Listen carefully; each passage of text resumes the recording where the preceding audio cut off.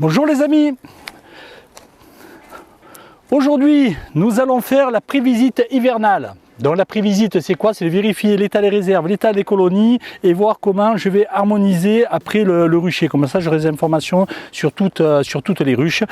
Et aussi, je vais mettre les portes vertes pour lutter contre le frelon asiatique. La première chose que je viens de faire, c'est de changer les portes Nico blanches, ce modèle-là, par le modèle vert Nico, qui est plus faible en hauteur. Vous voyez, les hauteurs sont beaucoup plus faibles. Alors, pourquoi je mets ces portes-là? On dit que c'est des portes anti-frelons. Alors effectivement, ça n'empêche pas le frelon de rentrer. Les petits ou certains frelons arrivent à passer. Par contre, ça réduit fortement l'intrusion du frelon dans la ruche. Pourquoi? Parce que comme c'est réduit, il a du mal à rentrer et les abeilles ont plus de facilité à pouvoir se défendre. Quand c'est, en règle générale, quand c'est un frelon européen qui rentre dans la ruche, elle le tue, vous le retrouvez à l'intérieur, il est mort. Parce que même s'il arrive à prendre une abeille, pour sortir, c'est difficile pour lui, et les abeilles se mettent dessus, battent des ailes, montent en température, et ça le tue. Par contre, pour le frelon asiatique, c'est beaucoup plus compliqué. Les petits qui arrivent à rentrer ils arrivent aussi à se faire tuer. Je ne dis pas qu'ils se font tous tuer, mais il y en a une partie qui se font tuer. Donc voilà, c'est pour ça que moi je change. Hop, j'ai une mouche qui vient m'embêter. C'est pour ça que je change les portes. Donc maintenant, on passe à l'intérieur de la ruche. Donc ici les ruches, c'est les ruches qui étaient en prod. Donc j'aurais laissé les hausses plus longtemps que prévu. C'est uniquement parce que comme on était en manque de réserve, pour qu'elles aillent piocher dans les hausses,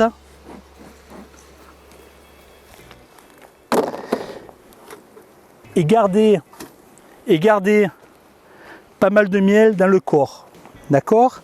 Donc je sais que sur certaines ça a bien fonctionné parce qu'elles m'ont vidé une grosse partie des deux hausses qu'elles avaient. Elles n'ont pas laissé grand chose dedans, donc je pense qu'elles en ont descendu dans le corps, qu'elles ont rempli le corps, je pense. Donc on va contrôler ça. Quand j'ai enlevé les hausses, j'ai passé un bon coup dessus pour bien nettoyer, pour enlever la propolis qui était sous la grille à rennes, parce que je mets toujours des grilles à rennes. Donc, et pour faciliter la visite. Donc, nous allons attaquer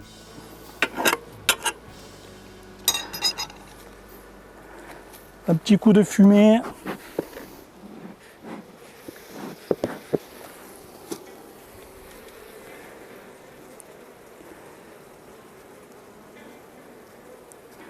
Je vais décaler voilà, un petit peu pour aller sortir le cadre de rive.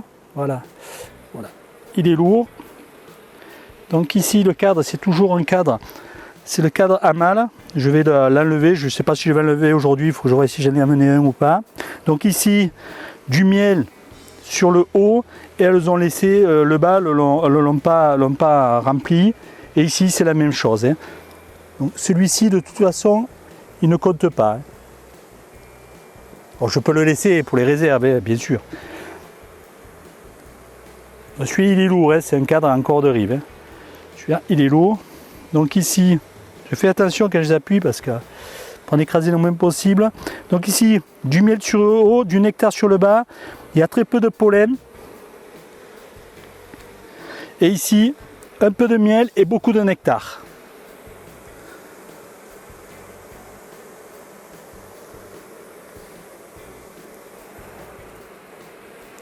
Là, il doit y en avoir aussi parce que c'est lourd.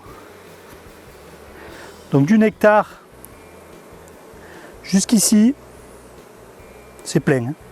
Donc il y a de la réserve. Déjà sur ces trois, il y a de la réserve. Et derrière, c'est une partie du nectar et une partie, on a ici, c'est le nectar et ici, on a du pollen. Parce que c'est bien du nectar, mais il faut du pollen aussi. Il faut les deux. Sinon, il y a une carence après dans la colonie.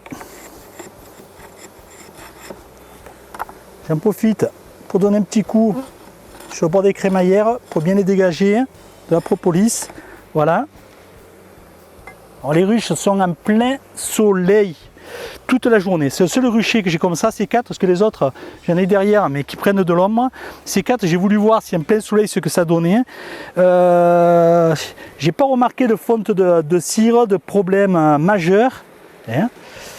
Mais bon, je pense que le sol chaud. Hein. Donc ici, miel, nectar, pollen et du pollen sur le bas. Il n'y a pas de ponte hein, sur celui-ci. Et là, c'est la même chose, à part que il y a plus de miel operculé. Voilà, mais c'est la même chose. Hein. On trouve. Alors, je vais le mettre ici.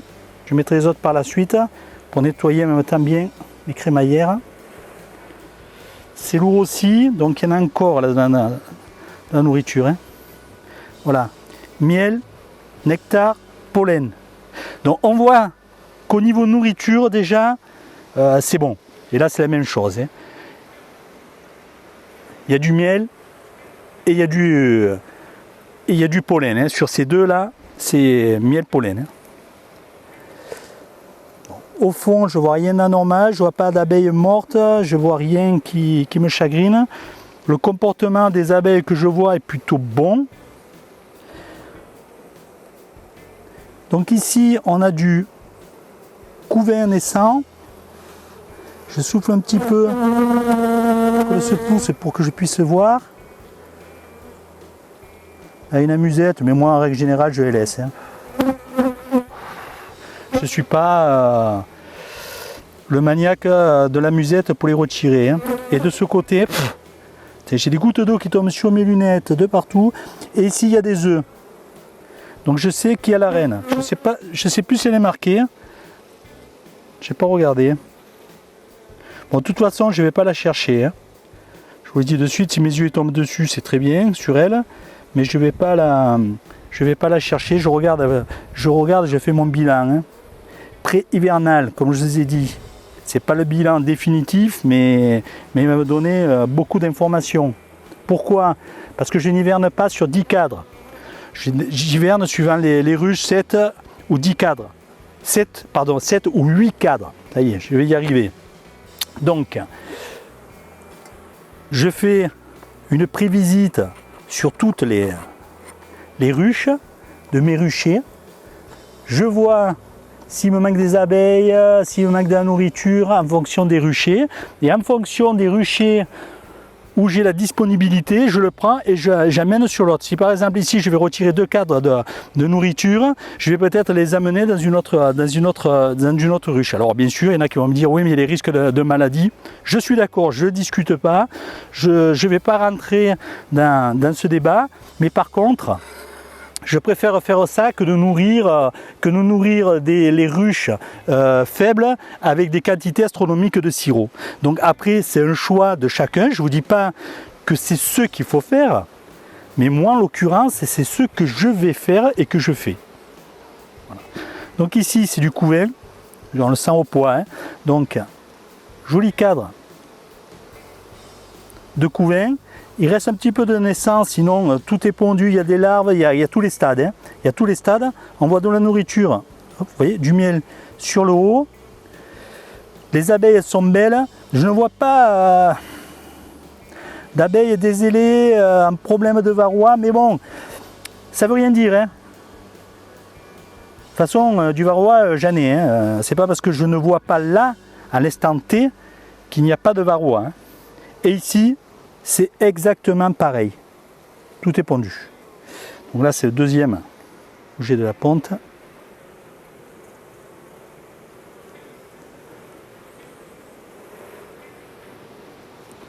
Donc ici,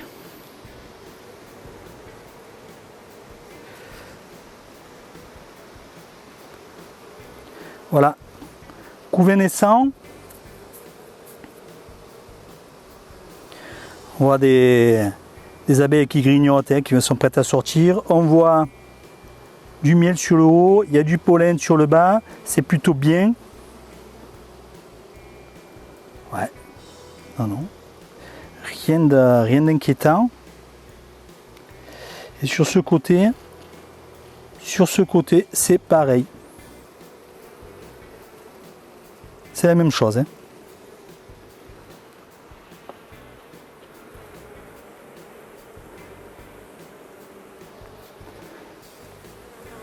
Elle doit en avoir marre de recevoir des gouttes d'eau, de transpiration à Père Badass, là, parce que je transpire beaucoup.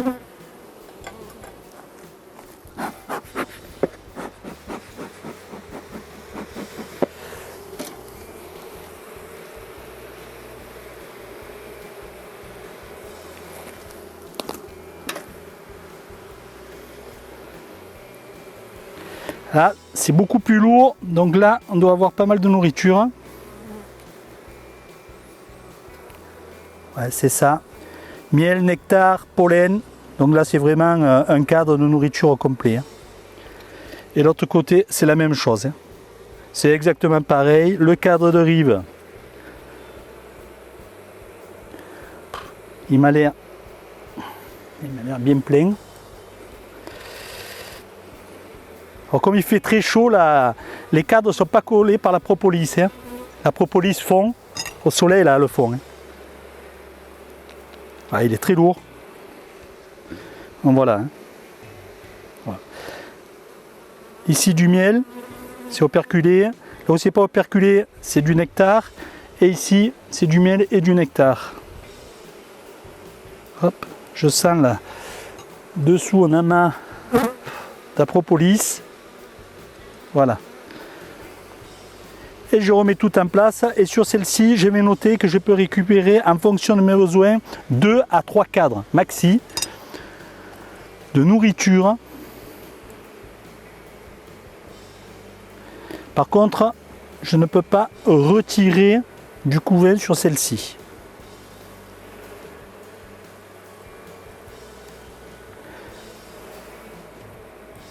Il y a des abeilles de partout sur le bord de la ruche. C'est incroyable la population qu'il y a dedans.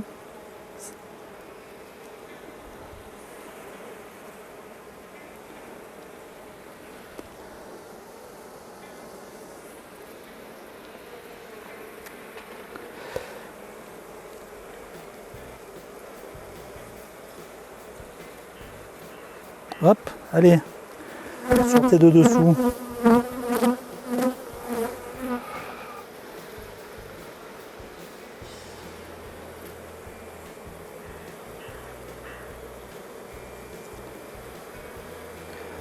Partout sur les doigts.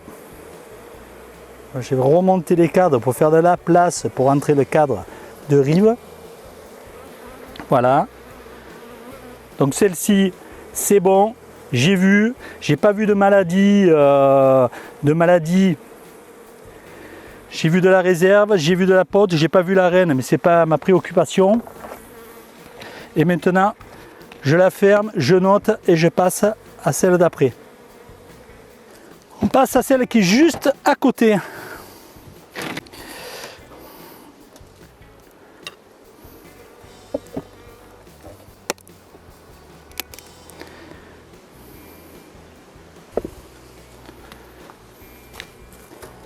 Et pour une fois, j'ai un fumoir qui fume bien.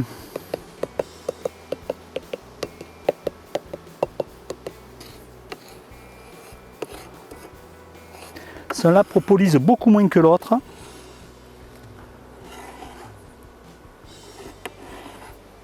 On va voir si on arrive à les sortir facilement.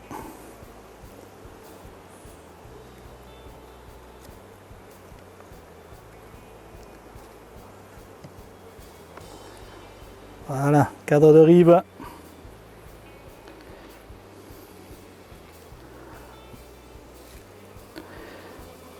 Alors, ici il y a du miel. Ici il y a du miel. Et ici c'est vide dessous. Il n'y a rien. Pareil de l'autre côté. Là où il y a de la réserve, c'est operculé.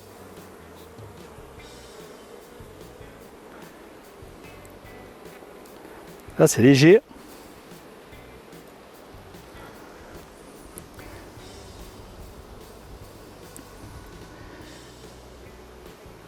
Il n'y a pas énormément. Hein. Je vais en retirer 3.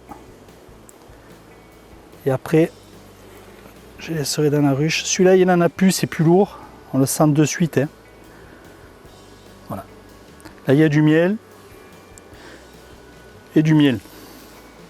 C'est la même chose des deux côtés. Ils sont, c'est l'identique. Hein.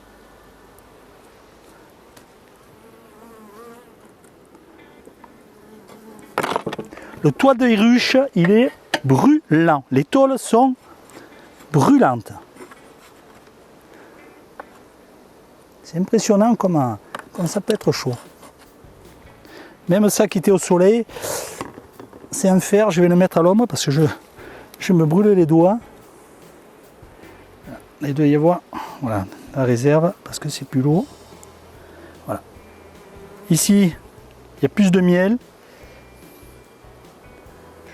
Je n'ai pas vu de pollen.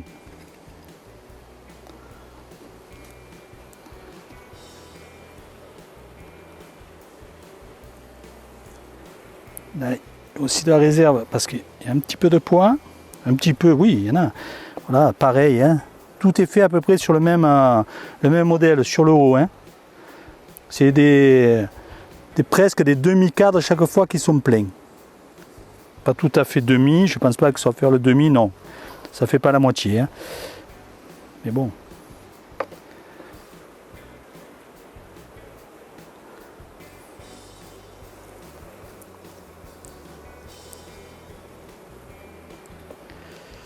Alors ici, je pense qu'on devrait avoir du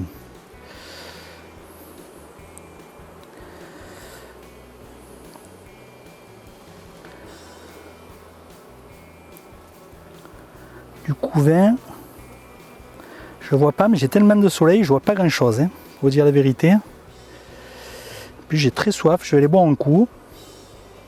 Là il y a du pollen, donc le couvain doit être après. Sûrement. Je pense. Allez. Hop, je vais boire.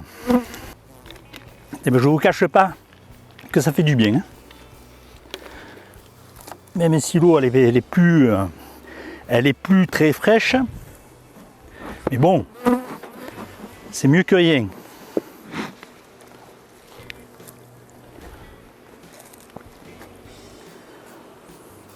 Alors je vais, hop.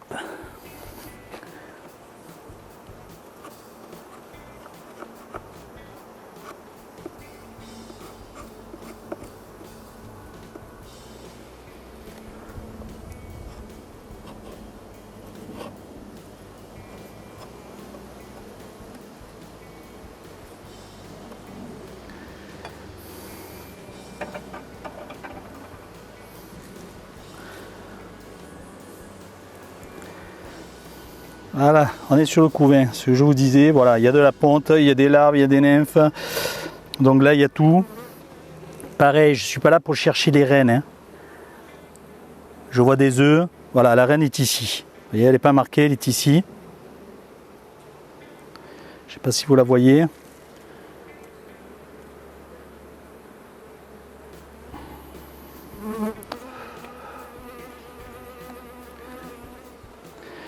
Donc vous voyez d'une ruche à l'autre, alors celle-ci était...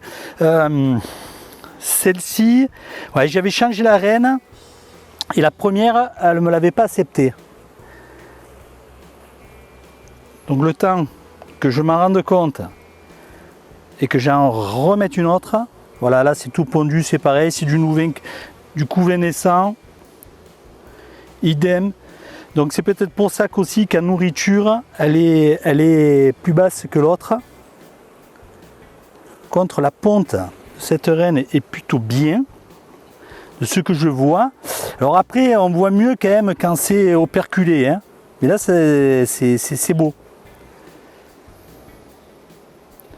Là aussi, c'est de partout. Hein. Ces 3 cadres sont complets.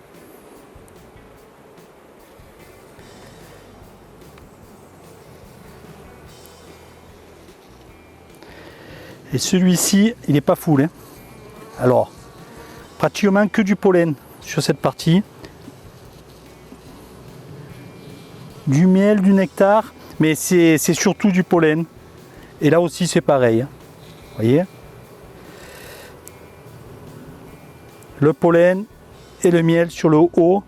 Donc celle-ci, ça veut dire que si je la passe sur 7, celle-ci elle passera sur 7, j'y retirerai ces demi-cadres là que l'on voit de nourriture et je la passerai sur un cadre complet avec un gros cadre. Si j'enlève deux petits, je rajoute un entier, hein, voyez. Donc je vais faire comme ça. Donc je vais y retirer de la nourriture, mais je vais y en remettre aussi. Parce qu'elle n'en a pas assez sur le haut des cadres et sur les cadres de rive pour pouvoir passer l'hiver. Hein.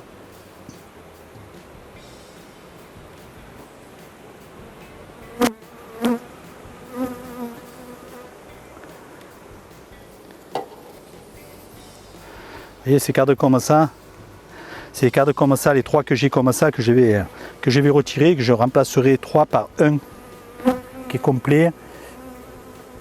Donc ça, il faudra moins de surface à chauffer et elle sera plus à proximité des réserves pour l'hiver. Vous voyez, parce que comme ça ne sert pas à grand chose. Hein.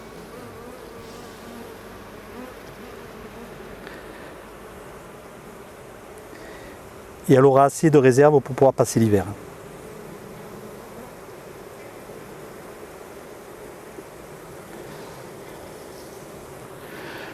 Donc celle-ci, c'est la même chose. Hein. J'ai rien vu, j'ai pas vu de mortalité au fond de la ruche, j'ai pas vu de varroa, mais de ne pas voir des abeilles et des ailés, c'est pas parce qu'on ne les voit pas qu'on n'a pas de varroa. Hein. Je me fais pas d'illusions. Alors je vous ai dit pourquoi je mettais le varroa un petit peu plus tard.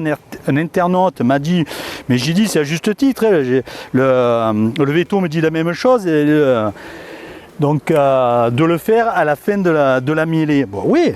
Bon, et moi je fais pas comme ça depuis des années. J'ai mon protocole, j'ai une vidéo là-dessus sur le protocole que j'utilise. Hein. Et je mets les lanières plus tard. Et moi je trouve que j'ai de meilleurs résultats. Mais comme je vous ai dit, hein, ça n'engage que moi, que ma réflexion personnelle. Hein. Je ne vous dis pas de faire ce que moi je fais. Je vous dis de suivre ce que vous donne le veto. Le GDSA, je l'écoute sans trop l'écouter. Le veto, c'est un veto, donc j'écoute. Après, les personnes du GDSA, c'est des personnes. Hein. C'est pas parce qu'elles sont au GDSA que ce sont de très bons apiculteurs. Hein. Ça, c'est comme dans les ruchers écoles. Hein. C'est la même chose. Hein. Donc, voilà. Écoutez, je continue. Si je vois quelque chose qui ne va pas, je vous reprends. Mais sinon, je verrai. Allez, à tout à l'heure. Donc ça y est, j'ai fini les visites, je ne vous ai pas repris parce que j'ai rien vu d'important, on est à peu près toujours sur la même base, il y a plus ou moins de couvains, plus ou moins de réserves, mais en règle générale, sur ce rucher, où j'ai laissé tardivement les hausses, alors ce rucher, il n'y a pas de frelon asiatique, la grosse différence avec les autres, j'en ai pas vu un dans les pièges, j'en ai pas. Malheureusement, j'ai du frelon européen, mais bon, après, c'est malheureux, mais c'est comme ça. Donc là, j'ai pas vu de frelon asiatique, donc elles sont peut-être moins embêtées. Je sais pas. Les hausses sont restées plus longtemps sur les ruches, bien plus longtemps. Donc elles ont des réserves, elles ont beaucoup de réserves. Les ruches, une partie, celles qui ont le moins de couvains, sont sur 3 cadres complets. Sinon, c'est 5 cadres. Et le reste, c'est plein en nectar, pollen et à miel. Donc je vais pouvoir récupérer des réserves et sur certaines peut-être un cadre de couvain pour voir comment ça se passe si j'ai vraiment des ruches faibles ailleurs pour rééquilibrer mes ruchers. Alors donc je vous le redis, c'est une prévisite d'hivernage. Hein. C'est pas là, c'est ce que j'ai noté, mais on arrive à la fin août. On a un mois, nous dans le sud, un mois de septembre, octobre, et on a encore le lierre qui va fleurir. On a encore la luzerne ici qui va refleurir. Donc tout ça, ça va faire encore des rentrées de nourriture. Donc je referai un point plus précis. mais c'est déjà une bonne base. Donc c'est ce que je vous conseille de faire à rapport du nombre de ruches que vous avez. Si vous avez 2 ruches, c'est pas la peine de vouloir rééquilibrer, etc. Hormis si vous avez une qui est sur 8 cadres et l'autre sur 2 cadres de couvain, c'est sûr que vous allez l'équilibrer, mais c'est déjà plus compliqué. C'est plus facile quand vous avez un plus grand nombre de ruches. Donc vous pouvez le voir, je suis transpirant, il fait très chaud. Mais écoutez, on va s'arrêter là pour cette semaine. Je vous remercie d'avoir regardé l'épisode en entier. Je vous souhaite une excellente semaine. Je vous donne rendez-vous prochainement pour de nouvelles aventures et surtout, prenez bien soin de vous. À bientôt les apis.